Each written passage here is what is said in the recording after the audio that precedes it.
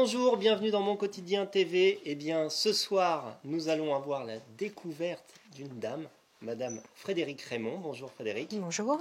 Avant de faire connaissance, je rappelle le principe de cette émission. Si vous connaissez d'ailleurs des personnalités qui ont des choses à dire et qui veulent passer sur ce plateau 20 minutes avec moi ou avec Patrice ou nos acolytes, eh bien, n'hésitez pas à nous contacter et nous ferons un plaisir de les rencontrer pour pouvoir vous permettre de faire leur connaissance. Et aujourd'hui, la connaissance, eh bien, c'est avec Frédérique qu'on va la faire. Donc Frédérique, quelle est votre activité, quel est votre métier ? Alors, aujourd'hui, je suis consultante en immobilier. Donc, consultante en immobilier, ça veut dire que je suis commerciale, achat, vente, location, comme beaucoup de gens le font dans des agences. Et parallèlement, j'ai une autre casquette sur du conseil en stylisme d'intérieur Feng Shui. Stylisme d'intérieur Feng Shui. Alors, en quoi ça consiste cette spécialité que vous avez ? Parce que c'est vrai que c'est ce qui fait un peu la particularité de votre métier. Alors, le Feng Shui, ce n'est pas simplement bouger des meubles comme j'ai pu l'entendre certaines fois. Le Feng Shui, c'est vraiment apporter un bien-être dans l'habitat. Et ce qui est intéressant quand on est dans l'immobilier, c'est de pouvoir rentrer dans une maison, dans un appartement, et de tout de suite détecter justement ce qui peut bloquer l'énergie qui avance. Et ce blocage peut freiner une vente. Ce blocage peut justement bloquer même le projet de vie des personnes qui auraient envie de bouger. Donc moi, je peux leur apporter les clés justement pour les aider à développer ce qu'il faut dans leur bien immobilier pour pouvoir le vendre. De même, je peux aider aussi des gens à se projeter. Quand on achète sur plan, tout le monde n'a pas la capacité d'imaginer ce que pourrait donner telle pièce ou telle pièce. Donc voilà, l'idée, c'est vraiment d'accompagner au mieux. Ça vient en complément un peu avec ce qu'on appelle le homestaging ? Alors le homestaging, c'est un petit peu différent parce que le homestaging, on va aller sur la pratique même, que moi j'apporte un conseil. J'accompagne, mais dans le conseil. Le homestaging, la personne, elle va aller repeindre un meuble, elle va aller repeindre un pan de mur. Moi, je vais préconiser. Et après, on voit ce qu'on peut mettre en place avec les gens et apporter des professionnels qui pourront justement aider. Comment on en vient à vouloir accompagner les gens dans leur capacité à mieux vendre ou à se projeter ? Et avec cette particularité du Feng Shui, c'est d'abord quelque chose qui vous a convaincu dans votre vie à vous, ou c'est tendance, c'est quoi ? Alors, personnellement, là, cette année, j'en serais sûrement à mon 9e déménagement en 22 ans. Donc, j'ai quand même une certaine expérience personnelle sur la décoration, sur ce qu'il faut faire pour se sentir bien dans un habitat qu'on intègre ou un habitat que l'on veut transformer. Et parallèlement, cela fait une 20aine d'années que je m'intéresse au Feng Shui. L'immobilier, on m'en avait parlé et j'avais laissé de côté cela parce qu'auparavant, j'étais principalement formatrice, je l'ai été pendant 15 ans. Et puis, avec la Covid, il y a eu un booster, on va dire.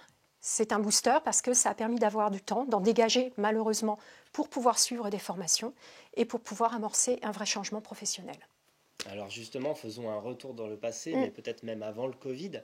On va peut-être essayer de faire le cheminement ensemble de ce qui avait votre parcours professionnel de vie.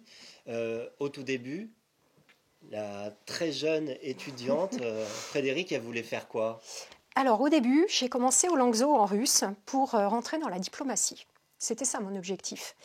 Et puis, en cours de route, j'ai vu que décortiquer une langue, c'était perdre la passion qu'on pouvait avoir pour cette langue.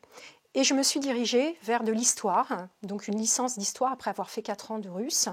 Et pendant cette licence, j'ai rencontré un professeur qui m'a dit « J'ai un sujet de doctorat pour vous », dès la licence. Je l'avais en géopolitique et du coup, il m'a accompagnée jusqu'en thèse, avec une thèse très spécifique sur l'Allemagne de Willy Brandt vue par la presse soviétique. Donc toute l'ouverture de l'Allemagne de l'Ouest. Donc c'est une période précise, c'était la presse soviétique, donc ça alliait vraiment la passion du russe avec l'histoire, pour finalement déboucher sur, dans un premier temps, de l'enseignement.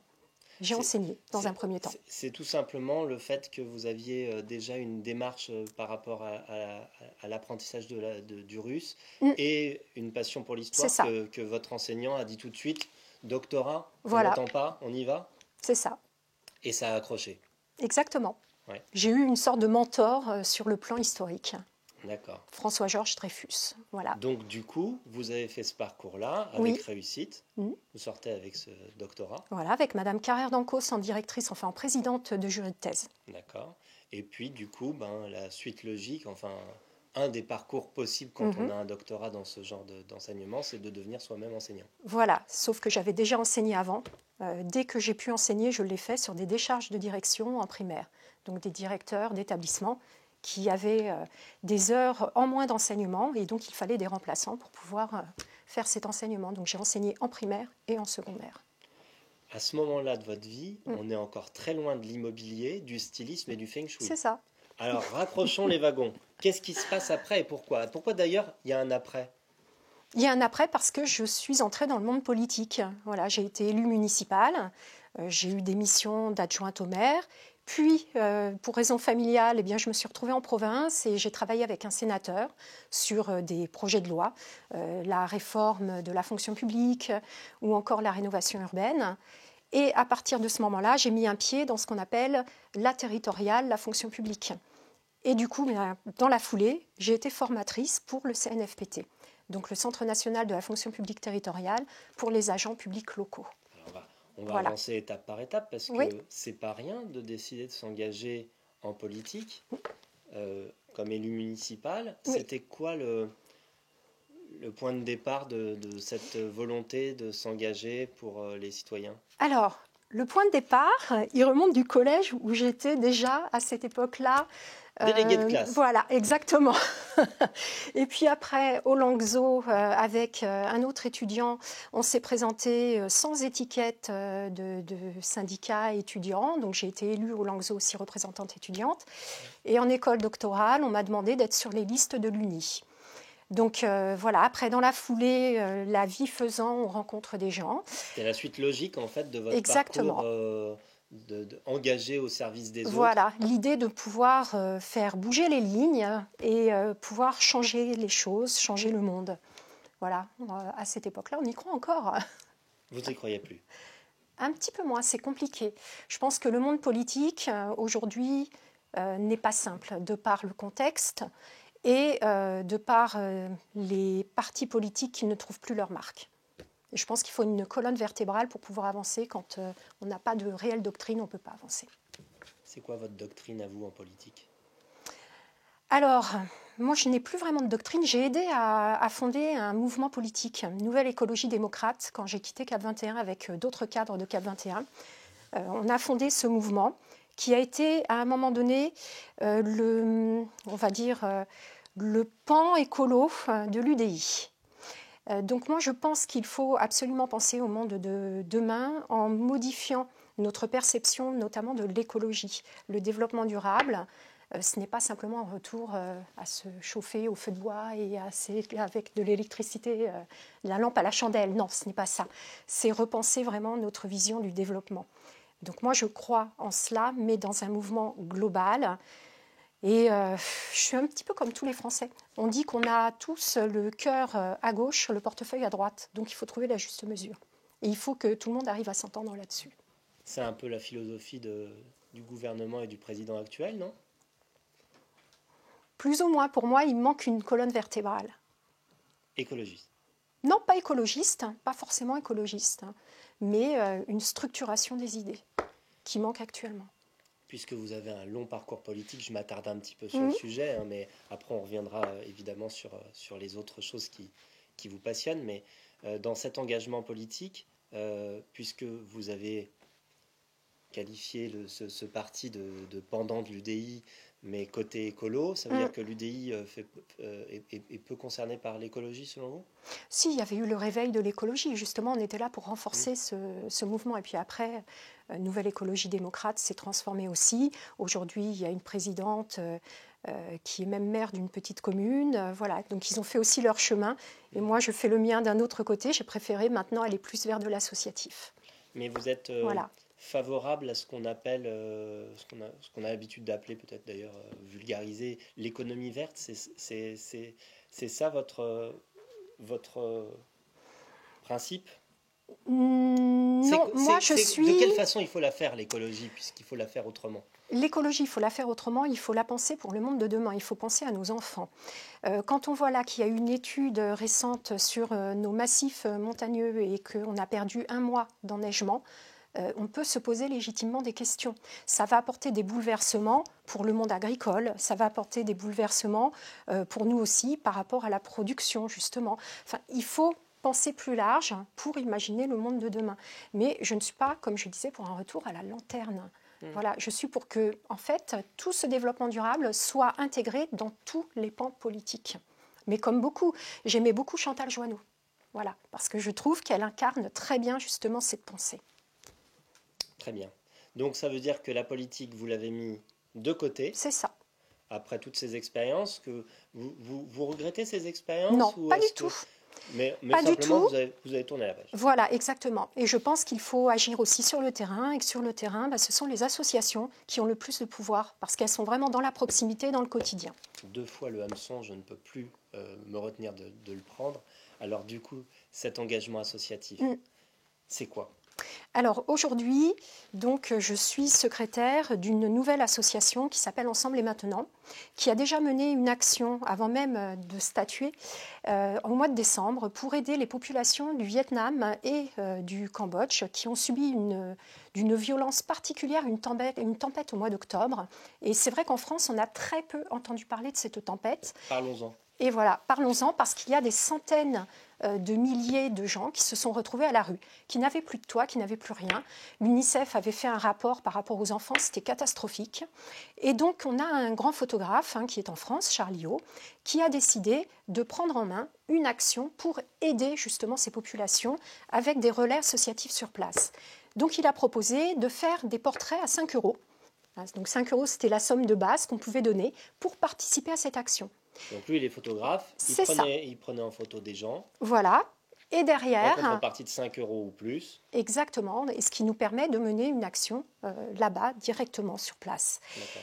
Donc on l'a fait 2 fois. On l'a fait une première fois au cowork de Bussy, donc le 5 décembre, et une deuxième fois à Paris, dans le 13e, juste avant Noël. Et donc ça a très très bien marché, et du coup on s'est dit qu'on allait se structurer pour porter d'autres actions, pour intervenir rapidement sur différents besoins. Donc l'idée, c'est qu'on mène à peu près 2 actions par an, justement de ce type, avec toujours un artiste qui sera là pour aider. Donc là, cette année, nous avons un ambassadeur qui est Thay Nguyen, qui est un peintre donc aquarelliste sur soie et qui nous prête son nom et qui va nous aider au travers de ses œuvres pour notre association. Déjà, des actions sont programmées? Malheureusement, on ne peut pas avec la Covid. Oui. On est coincé.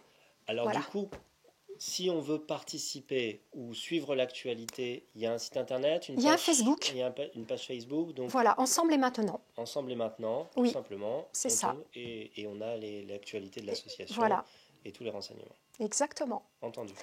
Donc, on revient sur votre vie à vous, enfin même si votre vie associative, ça fait aussi partie de vos engagements. Voilà, et puis là d'ailleurs, j'ai peut-être un nouvel engagement qui doit arriver bientôt. Ah oui, on a un de nos journalistes de Mon Quotidien TV, José-Pierre da Silva, qui vous a proposé, juste avant qu'on commence l'émission, de devenir marraine de son association. Tant pis pour lui, c'est moi qui ai l'avant-première.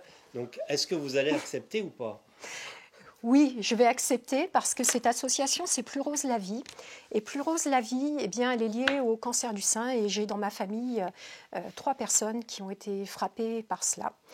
J'ai perdu ma maman d'un cancer du sein et j'ai ces 2 sœurs, donc mes 2 tantes, qui en ont eu un aussi.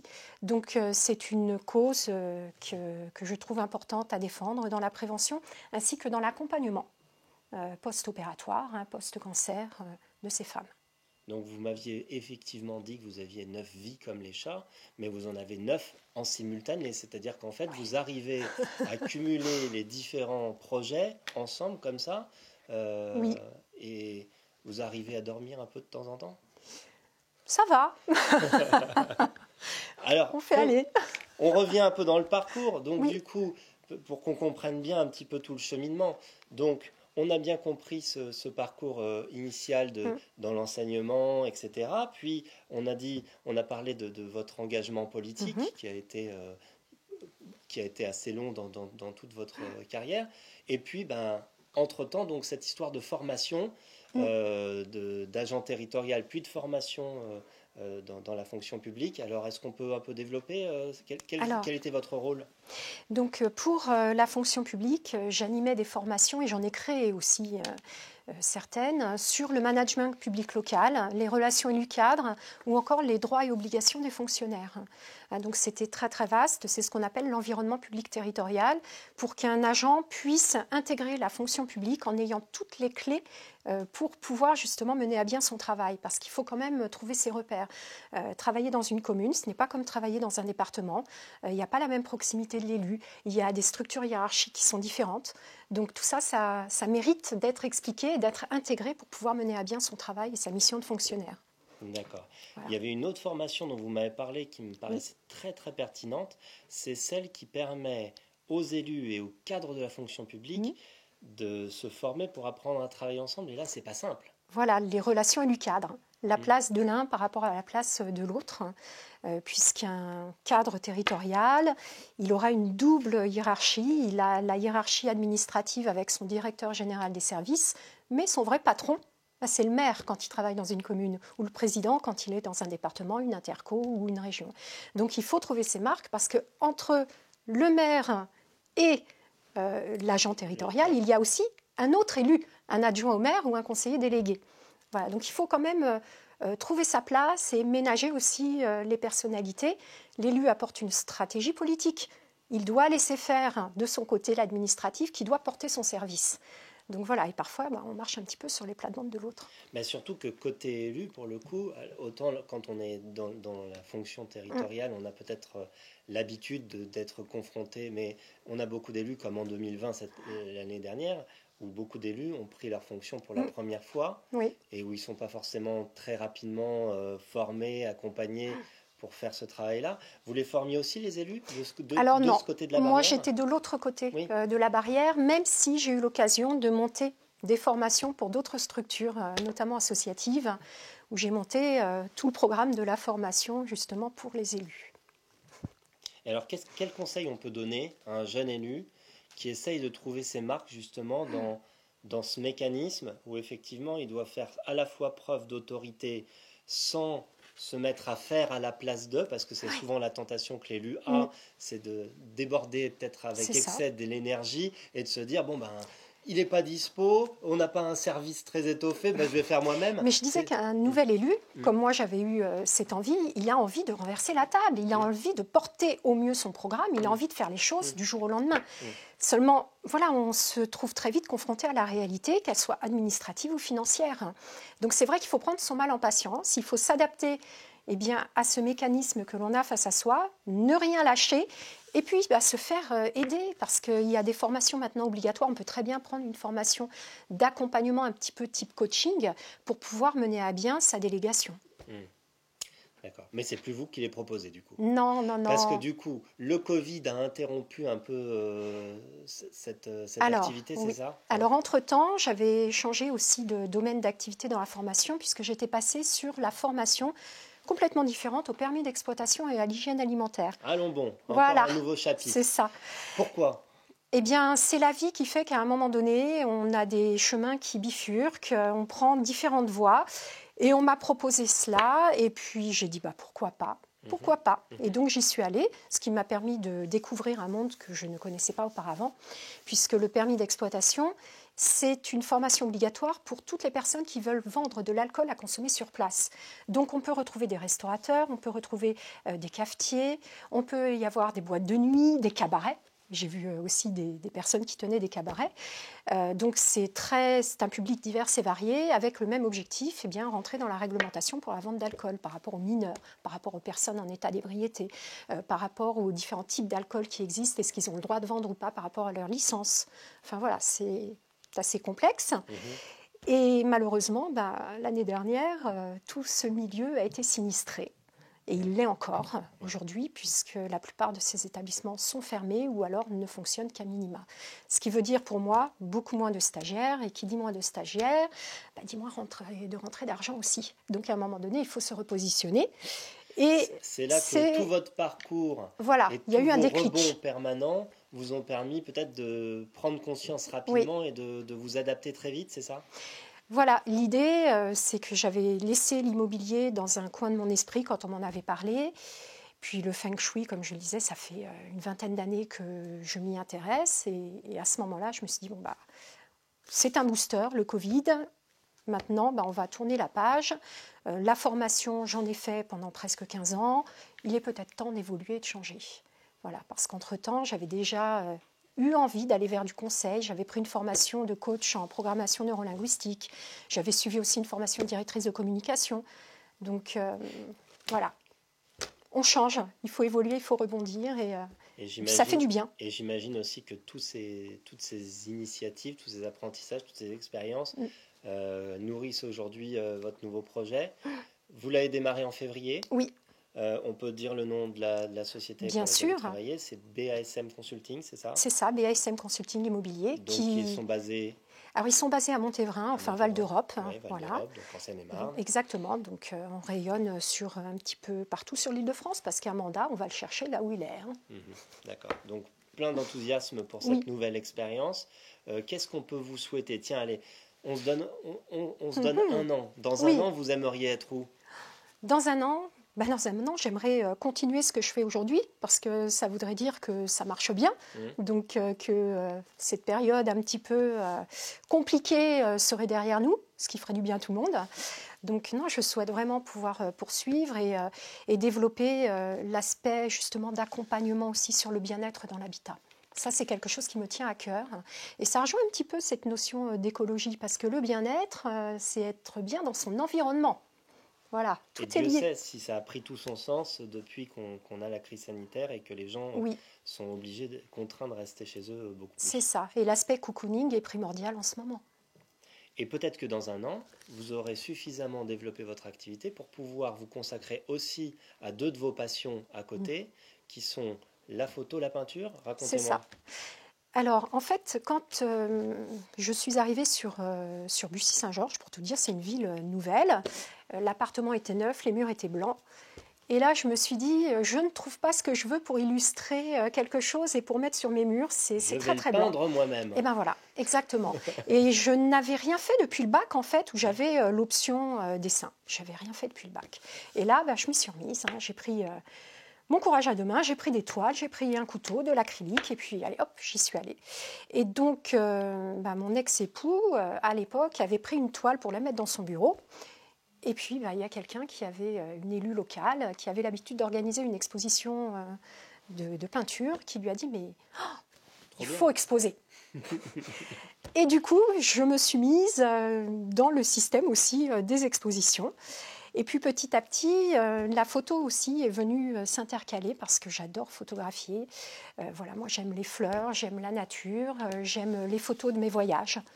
Voilà, et l'appareil photo, il est quasiment constamment avec moi. J'ai le réflexe. C'est d'abord le réflexe dans le sac et puis après on verra quelle fringue on met avec. Voilà, à peu près. Donc, du coup, ça m'a permis aussi de faire des photos donc, dans mes voyages. Et ma dernière exposition, là, elle commence à un petit peu remonter. Ça devait être en 2018 quand même. Après, il a fallu que je fasse d'autres choses. Mais c'était sur le Maroc, Marrakech et Essaouira. Voilà. Écoutez, merci Frédéric d'avoir répondu à nos questions, d'avoir fait connaissance avec tous les gens qui ont pu vous suivre. Est-ce que vous acceptez, vous connaissez le principe de l'émission, est-ce que vous acceptez qu'on diffuse cette interview ? Je pense que ça devrait aller. Merci beaucoup. Donc, si comme Frédéric, vous voulez participer à l'émission, n'hésitez pas à nous écrire. Et moi, je vous dis à très bientôt pour une prochaine émission de Mon Quotidien TV. Ciao.